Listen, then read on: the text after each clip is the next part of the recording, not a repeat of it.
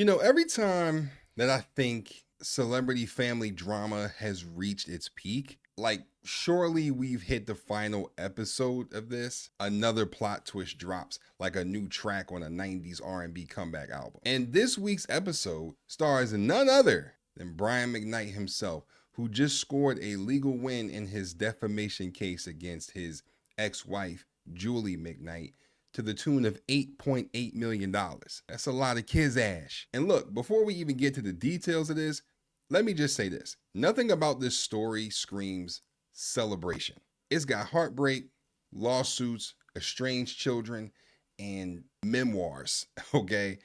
That's not a victory lap. This is what you call a Lifetime movie marathon. So what actually happened? Brian McKnight, the man who once taught us how to start back at one, is now apparently starting over in the court system. A judge just granted him a default judgment in his defamation case against his ex-wife, Julie. A default judgment, for those that don't know, means that the other person just simply didn't even show up to court, right? Like Julie basically just said, court? Nah, I'm good. So technically Brian didn't win. He just didn't lose. It's kind of like when you're the only person that shows up to a race and you're like, I came in first. Yeah, but you also came in last too. But anyway, this case stems from Julie's 2023 memoir called Mama Bear, Beautifully Blended, where she allegedly accused Brian of emotional abuse, neglect, and harassment during their marriage. Brian said that those claims were lies, they weren't true, and they damaged his reputation, cost him peace, money, and opportunities.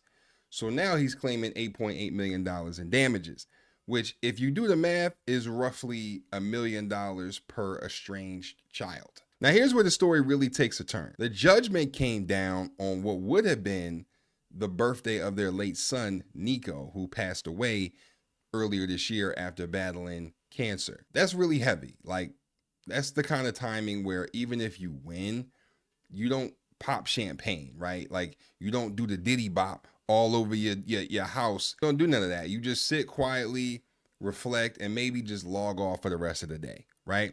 But now Brian, all right, he posted a celebratory video, dancing in England and saying this. It's been a long journey getting to this day, October 16th, 2025, but we are here in the English countryside, about an hour and a half outside of London, and the verdict is in. We've been quiet, listening to liars continue to lie and keeping to ourselves, living and loving our life, as we said, leaving everything in God's hands and letting our lawyer do the talking. But according to the courts, trying to ruin my name and trying to bring harm to my family in a book filled with lies equals $8.8 million. And this is just the beginning, because anyone and everyone that helped promote these lies will hear from my lawyer in the days to come. No weapon formed against us shall prosper. That from my voicemail is the voice of a liar. Do not text Niko again. Do not call Niko again. Leilani, if you are also checking these messages, that goes for you as well. I am very serious about this. I am very serious about this. Do not text him, period. Period. Please understand that. And Brian, you know me. You know me. And you know that I mean what I'm saying to you. Sir, you are just kicking in the London streets on your son's birthday talking about lawsuits, man. That's not just tone deaf. That's an unplug the mic moment, right? That's a turn the TVs off moment, right? And as if on cue, his surviving son, Brian Jr., hopped on Instagram the next day and said, yo, this is petty. This is ridiculous, because he's right. Take a look at what he said. I've tried, man. I've tried really, really hard to not touch on shit, to let it go, to be the bigger person, to be mature, to be something. But the shit going on with my dad right now, man. If y'all aren't seeing what's happening, if y'all aren't seeing the fact that this is just a very hurt and a very emotionally unavailable and not intelligent person, the person that is still have not been able to handle the death of his own mother. The things that we're seeing him go through right now. To decide to make certain posts on my late brother's birthday. Say what you want, dog. But the gloves are off for me, just to keep it real. And and the thing about it is, it's like, I get it, man. You know, our parents, they're humans too. They've gone through things too. Whatever the grievances they have against each other, whatever. My issue is, though,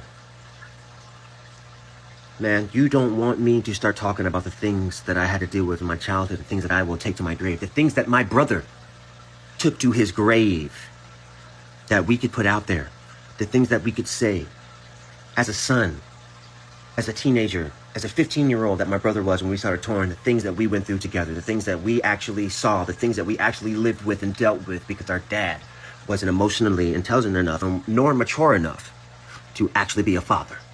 You don't want that. And without even getting too deep, man, it's like to do it on my brother's late birthday, my baby brother's heavenly birthday, his first heavenly birthday. This is the post you decide to make? That's not petty?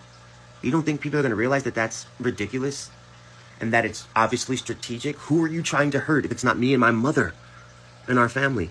Who are you trying to hurt? Who are you trying to hurt, man? Which has always been my issue. Which is why way back when that started all this, I made the post that I made because I knew that this was the only thing that would get you, man. Maybe that was my fault. I've taken accountability for it. But it's become obviously clear, and maybe not even just me, and I'm hoping to the masses that we're dealing with someone that has unchecked trauma that they're not dealing with. So in closing, man, just to keep it real, this isn't the last time I'm going to talk about this because I've realized that maybe it's time for me to start talking about this kind of stuff. Maybe it's time for me to start not airing shit out, but being vulnerable enough and open enough as someone that has lived an insane life. I'm going to start talking about these things, man. It's unfortunate that we're going through this with my father. It's unfortunate that y'all are watching my father and my mother duke it out publicly. But what I can assure you is, though, the truth will be revealed. You'll feel it. You'll know it to be true. If you actually have a heart, if you actually have a soul, and you at the very least try, you'll see the truth. Like I said, he's right. The video might have been intended as a vindication moment, but to the public, and especially to his kids, as you just saw, it just looked like a man dancing on top of emotional rubble. The family's been publicly fractured for years. Brian has previously said that he renounced his older kids, which is something you usually hear in like a medieval drama, right? Like Game of Thrones or something, not an R&B career update. He's since remarried, and often, he posts pictures of his new family and calls his younger stepchildren the real ones, right? Which respectfully is wild PR when your adult kids are out here publicly begging for your acknowledgement. Like, Brian, and this really pains me because, I grew up in a house where my mother loved Brian McKnight. We had damn near every CD this nigga put out. All right, I'm talking Christmas albums, all that, right? Went to concerts and everything. Brian, you're not the villain in some R&B opera, right? Like, you're supposed to be the crooner of compassion, but now you're sounding more like the HR department of heartbreak. So let's talk about the book, right? Let's talk about the book that sparked it all. Julie's memoir, right? Mama Bear, Beautifully Blended. That's the name of it. Now, I haven't read it, okay? Just for pure transparency.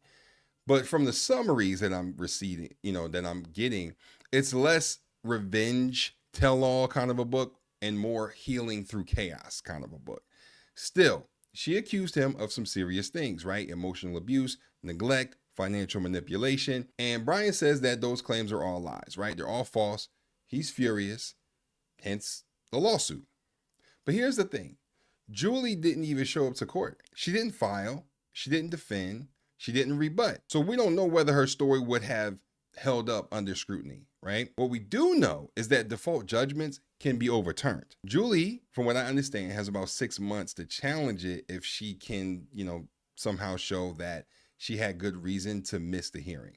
So this $8.8 million victory might be more of a temporary mixtape drop, okay? Not the album release that Brian seems to think that it is. Now, social media has been doing what it does best, right? Splitting into two passionate camps online. On one side, you got people saying, good for him, protect your name, defamation is really serious, which it is. And on the other side, you got folks that are like, you're celebrating a lawsuit on your dead son's birthday, my guy. Maybe sit this one out. And honestly, if I have to say so myself, both sides have a point, right? Yes, false allegations can ruin reputations, 100%. That's real. But so is accountability, and so is timing. Because when your family's grieving, the last thing people want to see is you twirling around on TikTok like you just hit the fucking lottery. At this point, Brian McKnight's public image is less like a smooth R&B legend and more like a Facebook dad with a legal team. Like, the man, you can see it all in his eyes, right? He's clearly hurt and maybe even deeply misunderstood. But he's also actively making it harder for people to see the humanity behind the hurt. When you're celebrating court wins while your family is clearly mourning, it looks less like justice and more like revenge with a soundtrack. And that's what's tragic here. Not just the lawsuit, not just the feud, but the fact that every new headline about Brian McKnight isn't about music anymore. It's about family warfare, drama. The man that gave us timeless songs like Back at One, Anytime, Still, songs that made people propose, reconcile, make up, cry in the rain. And now all we can think of when we hear his name is, oh yeah, that's the guy that's suing his ex and disowning his kids on Instagram. That's a long way from, one, you're like a dream come true. Like, we done moved way past that, okay? At the end of the day, no one really won in this situation. Julie didn't show up. Brian lost more goodwill than he gained, and the kids are stuck in the emotional crossfire. It's like the kind of story that makes you wish people would do therapy before they do memoirs and write books, and maybe call their kids before calling their lawyers. But knowing Brian McKnight, this whole saga probably isn't over, right? You heard him say, this is just the beginning. Sir, we've been on this remix for 20 years. Please, end the song. But anyway, that's really all I got for today's video, man.